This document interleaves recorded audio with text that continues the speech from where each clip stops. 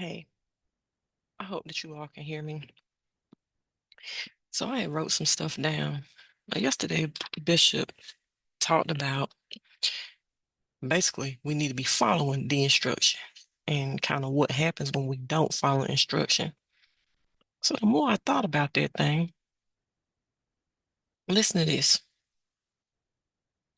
Peter walked on water towards Jesus, achieving what is humanly impossible, only to falter as he allowed his surroundings to distract him from the presence of God.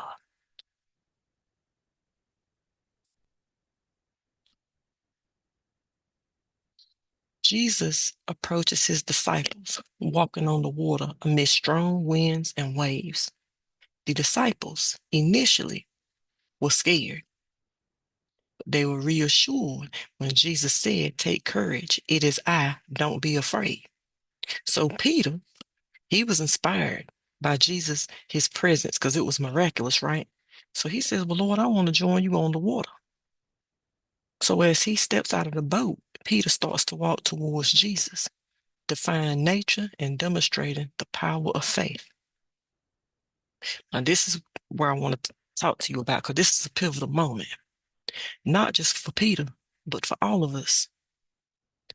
Peter walks on water, not by his power, but by focusing on Jesus's instruction, the source of all miracles.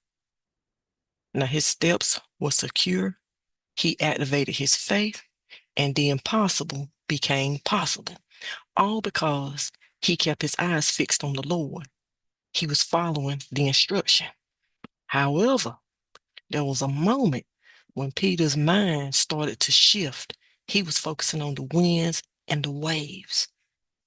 Now, as he did that, his faith decreased. Peter began to sink.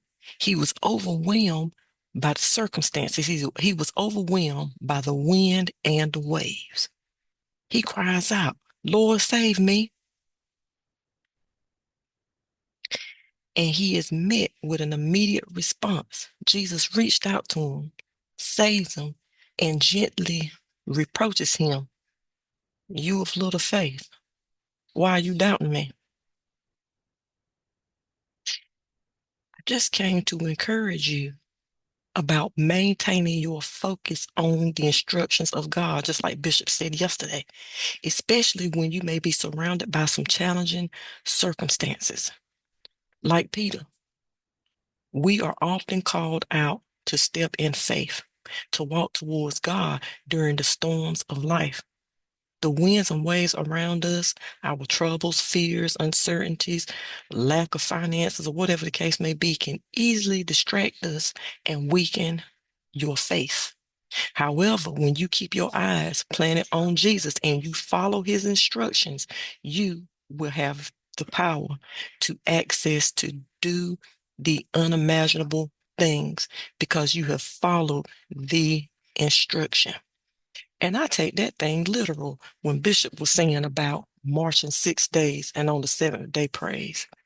So this week, I encourage you, 6 days, if you don't do nothing but walk from the front of your house to the back of your house, or just in life in general, march and keep your mouth shut.